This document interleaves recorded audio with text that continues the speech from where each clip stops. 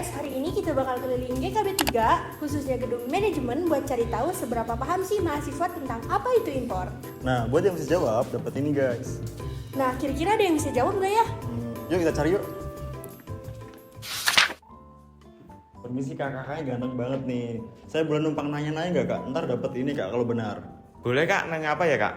Oke, pertanyaannya itu apa itu impor dan tujuannya itu apa kak? Ya elah, itu mah gampang. Impor itu mengirim barang ke luar negeri, tujuannya untuk mendapatkan cuan kak.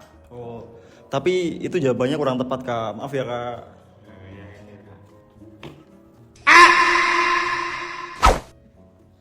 Halo kakak, permisi, boleh minta waktunya sebentar gak nih? Boleh kak, ada? Jadi aku mau tanya-tanya nih, kalau kakaknya bisa jawab pertanyaan aku, kakaknya bakal dapat amplop ini loh. Oh iya kak.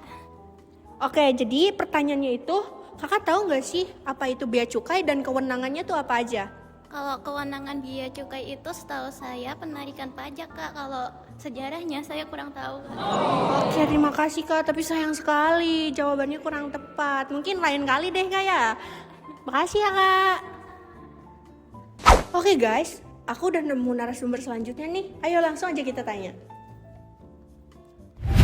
Halo kakak, kakaknya lagi ngapain nih? Boleh nggak aku tanya-tanya? Kalau kakaknya bisa jawab, bakal dapet ini loh. Boleh kak, silakan. Oke, langsung aja ya kak.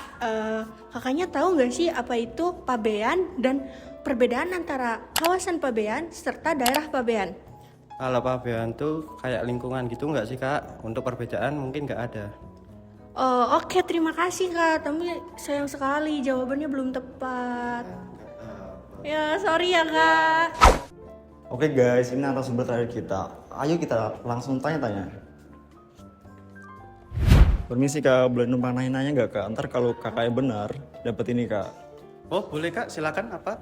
Oke, pertanyaannya apa saja jenis pemberitahuan pabean, pengangkutan, dan impor?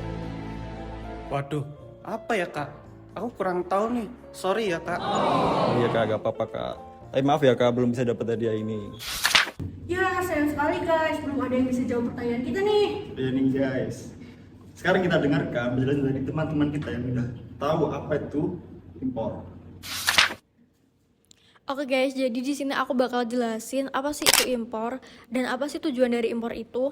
Nah, jadi impor tuh kegiatan memasukkan barang dari luar negeri ke dalam daerah pabean Indonesia.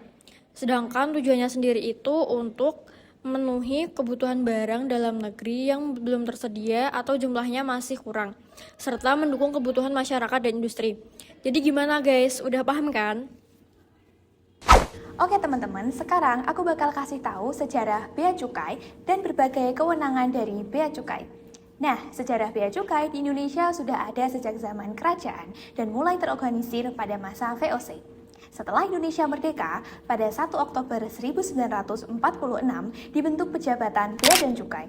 Kemudian, pada tahun 1948 berubah menjadi Jawatan Bea dan Cukai. Dan sejak tahun 1965 hingga sekarang dikenal sebagai Direktorat Jenderal Bea dan Cukai atau DJBC yang berada di bawah Kementerian Keuangan.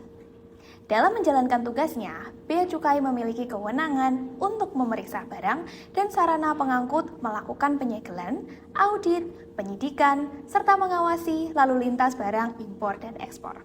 Nah, sekarang kalian sudah paham kan?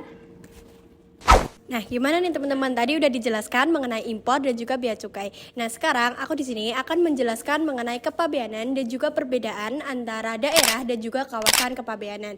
Nah, yang pertama, di sini kepabeanan itu sendiri adalah kegiatan mengawasi dan juga mengatur kegiatan masuk dan keluarnya barang, serta memungut bea keluar dan juga bea masuk. Nah, sedangkan daerah kepabeanan itu sendiri adalah seluruh Indonesia yang berlaku aturan kepabeannya.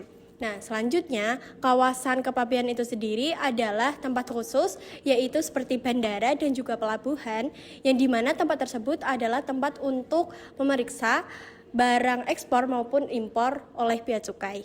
Seperti itu. Kami Di sini akan menjelaskan beberapa jenis-jenis pemberitahuan pabean.